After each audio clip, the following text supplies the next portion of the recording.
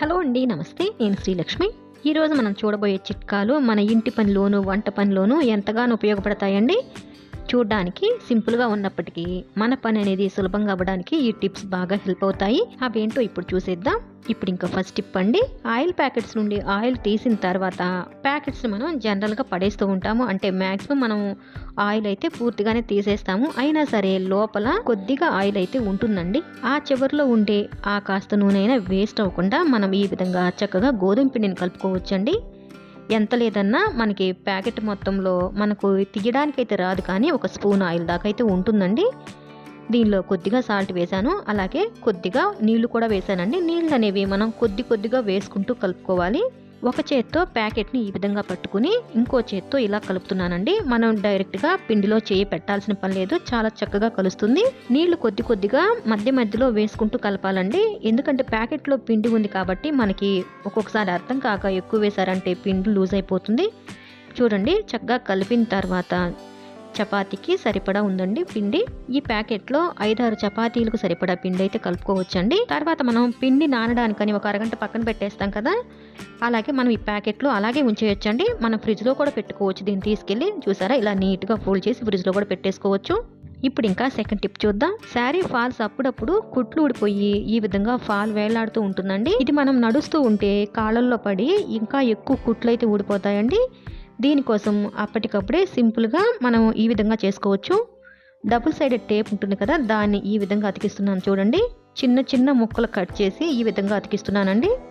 కుట్టించడానికి time లేదు, కానీ మనం ఈ చీరే అప్పుడు కట్టుకోవాలి అనుకున్నప్పుడు ఖచ్చితంగా ఇది బాగా హెల్ప్ అవుతుంది. ట్రై చేయండి. ఇలా ఫాల్స్కి పిన్నీసులు మాత్రం పెట్టద్దండి, చూడడానికి బాగోదు.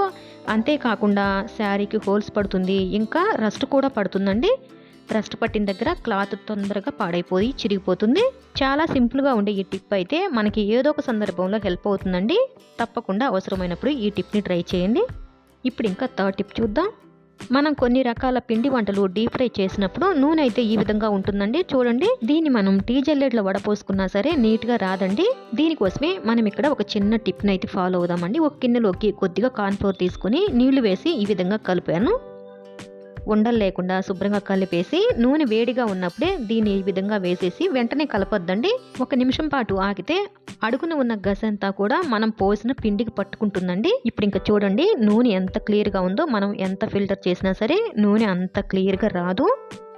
దీన్ని పడేయటమేనండి, తినొద్దు. నేను అరటికాయ చిప్స్ చేశానండి, అందుకే నూనె అంత ఎల్లో కలర్లో ఉంది. చిప్స్ చేసేటప్పుడు ఆయిల్లో పసుపు వేస్తాం కదా, ఇప్పుడు ఇంకా చక్కగా దీన్ని మళ్ళీ మనం తాలింపులకు అది వాడుకోవచ్చండి. ఈ టిప్ మీకు నచ్చిందని అనుకుంటున్నాను. ఇప్పుడు ఇంకా ఫోర్త్ టిప్ చూద్దాం.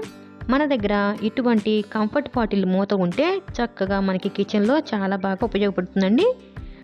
మూతకి వెనక వైపున ఈ విధంగా డబుల్ సైడెడ్ టేప్ని అంటిస్తున్నానండి. ఇప్పుడు ఇంకా మనం దీన్ని కిచెన్లో ఈ విధంగా అతికిస్తే గ్యాస్ కట్స్ అన్ని చక్కగా ఈ విధంగా తగిలించడానికి చాలా బాగుంటుందండి. మనం వేస్ట్ అనుకునే ఇటువంటి చిన్న వస్తువులు కూడా మీరు చూసారు కదా, మనం ఎంత బాగా ఉపయోగించుకోవచ్చో. కొద్దిగా ఆలోచిస్తే ఏ వస్తువైనా వేస్ట్గా పోదండి. ఇప్పుడు ఫిఫ్త్ టిప్ అండి, మన ఇంట్లో ఏవైనా ఫంక్షన్స్ అవి జరిగినప్పుడు ఇటువంటి పేపర్ కప్స్ అండి, టీ కప్స్ అన్నమాట, ఇలాంటివి మిగిలితే మనం చక్కగా ఒక అందమైన వాల్ హ్యాంగింగ్ని తయారు చేసుకోవచ్చండి. ఎలాంటి ఖర్చు లేకుండా చక్కగా మనమే చాలా ఈజీగా తయారు చేసుకోవచ్చండి. చూస్తే పిల్లలు కూడా ఈజీగా తయారు చేసేంత సింపుల్గా ఉంటుంది. కప్ని ఈ విధంగా కట్ చేసుకోవాలండి. చివరి వరకు కట్ చేయాలి, కానీ అడుగు భాగం మాత్రం కట్ అవ్వకుండా చూసుకుని ఇప్పుడు ఇంకా చూడండి, ఒక్కొక్క పీస్ని ఈ విధంగా చుట్టాలి. చివరి వరకు చుడితే మనకి ఒక రింగు లాగా అయిపోతుందండి. చూడండి, ఇలా చుట్టేయాలన్నమాట. దీనికి సంబంధించిన వీడియో మన ఛానల్లో ఉందండి, కానీ చాలా తక్కువ మంది చూశారు. మీలో ఎవరైనా చూసి ఉంటే ఈ టిప్ని స్కిప్ చేయండి. చివరికి ఇలా ఉంటుందండి, ఒక ఫ్లవర్ లాగా చాలా బాగుంటుంది. మనకి కావాల్సినన్ని ఒకేసారి ఈ విధంగా తయారు చేసి పెట్టుకోవాలి. నేను ఇక్కడ ఒక 11 ఫ్లవర్స్ అయితే చేశానండి. తర్వాత మనకు కావాల్సింది కలర్ పేపర్స్ అండి. ఆ కలర్ పేపర్ని ఈ విధంగా రౌండ్గా మార్కింగ్ ఇచ్చి కట్ చేసుకోవాలి. చూడండి, ఒక్కొక్క పీస్ని ఈ విధంగా కట్ చేసుకోవాలండి. చాలా ఈజీ అన్నమాట. ఇది కూడా మనకి అతి తక్కువ రేట్లో దొరుకుతుందండి. ఇక్కడ ఒక షీట్ వచ్చేసి 3 రూపీస్ పడిందండి. ఒక షీట్లో నాకు ఈ విధంగా 6 సర్కిల్స్ అయితే వచ్చాయి. ఈ కలర్ పేపర్తో కూడా ఇప్పుడు మనం ఒక అందమైన ఫ్లవర్ని తయారు చేస్తున్నామని, దానికోసం ఇలా కట్ చేసుకోవాలి. వీడియోలో చూపిస్తున్న విధంగా ఇలా కట్ చేసి ఒక్కొక్క దాన్ని ఇలా చుట్టుకుంటూ వచ్చేయాలండి. జస్ట్ సింపుల్గా ఇలా చుడితే సరిపోతుందండి. చూసారా, చాలా సింపుల్ అండి ఫ్లవర్ తయారు చేయడం. నేను ఇక్కడ చాలా ఈజీగా ఉండే మెథడ్ని చూపిస్తున్నాను. ఇలా చివరి వరకు చుట్టిన తర్వాత కొద్దిగా లూజ్ చేస్తే మనకి పెటల్స్ అన్నీ విడిపోతాయి. ఇప్పుడు ఇంకా చివరిన ఈ విధంగా గమ్ పెట్టి అతికించేయాలండి. మనకి ఫ్లవర్ అయితే రెడీ అయినట్టే. చూసారా ఎంత నీట్గా ఉందో, ఎంత అందంగా ఉందో. ఇలా మనకి 11 ఫ్లవర్స్ అయితే కావాలండి. నేను ఇక్కడ 2 కలర్స్ తీసుకున్నాను.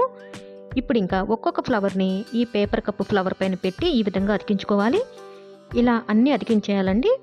పేపర్ కప్సే కదా, వాల్ హ్యాంగింగ్ బాగోదేమో అనుకోవద్దండి, చాలా బాగుంటుంది. చివరి వరకు చూడండి, మీకు ఖచ్చితంగా నచ్చుతుంది. తర్వాత మనకు కావాల్సింది ఒక అట్ట ముక్క అండి. దాన్ని ఈ విధంగా కట్ చేసుకోవాలి. దానికోసం నేను స్టీల్ ప్లేట్ పెట్టి మార్కింగ్ ఇస్తున్నానండి. ఒక పెద్ద ప్లేటు అలాగే ఒక చిన్న ప్లేట్ని పెట్టి ఈ విధంగా మార్కింగ్ ఇచ్చి కట్ చేస్తున్నాను. కట్ చేశాక చూడండి, మనకి ఒక చక్రం లాగా ఉంటుందండి. దీనిపైన మనం తయారు చేసుకున్న ఫ్లవర్స్ ఉన్నాయి కదా, దాన్ని ఒక్కొక్క దాన్ని తీసుకుని ఈ విధంగా అతికించుకోవాలండి. హాట్ గ్లూ పెట్టి అతికిస్తున్నానండి. ఇక అస్సలు ఊడదనమాట. ఫ్లవర్స్ని ఇక్కడ నేను 2 కలర్స్ తీసుకున్నాను కదా, వాటిని ఆల్టర్నేటివ్గా ఈ విధంగా అతికించుకోవాలి. చక్రానికి 8 ఫ్లవర్స్ పట్టాయండి. ఇంకా 3 ఫ్లవర్స్ ఉన్నాయి కదా, వాటిని నేను ఈ విధంగా హ్యాంగ్ చేస్తున్నాను. మీరు ఇక్కడ చూస్తున్న ఎల్లో కలర్ కూడా పేపరేనండి. పేపర్తో అతికించేసి మళ్ళీ నేను చక్రానికి ఈ విధంగా అతికిస్తున్నానండి. చాలా బాగుంటుంది. దీన్ని మనం గోడకు వేలాడదీయడానికి వీలుగా వెనక వైపున ఒక చిన్న ఊల్ని అతికించానండి. ఇప్పుడు ఇంకా చూడండి ఎంత బాగుందో కదండి. చాలా చాలా బాగుంటుంది. చాలా సింపుల్గా కూడా ఉంటుంది. తప్పకుండా ట్రై చేయండి.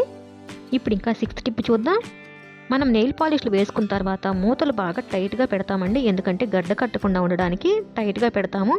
అదే ఒక్కొక్కసారి మనకి తీయడానికి కూడా రాదండి. చాలా రోజుల తర్వాత తీస్తే అది తీయడానికి కూడా రాదు. దీనికోసమే మనం మూత పెట్టే దగ్గర ఈ విధంగా కొద్దిగా వ్యాజ్లైన్ అప్లై చేస్తున్నానండి. వ్యాజ్లైనే కాదండి, ఏ క్రీమ్ అన్నా అప్లై చేయొచ్చు. ఏ క్రీమ్లు లేకపోతే కొద్దిగా కొబ్బరి నూనె సరే ఈ విధంగా రాయండి. ఇప్పుడు ఇంకా మూత ఎంత టైట్గా పెట్టినా సరే బిగుసుకుపోదండి. మనం తీయడానికి ఈజీగా వస్తుంది. ఇప్పుడు ఇంకా లాస్ట్ టిప్ అండి, 7th టిప్ చూద్దాం. అందరిలోనూ ఉండే ఇటువంటి ప్లాస్టిక్ బాక్స్తో ఒక మంచి ఐడియా అండి.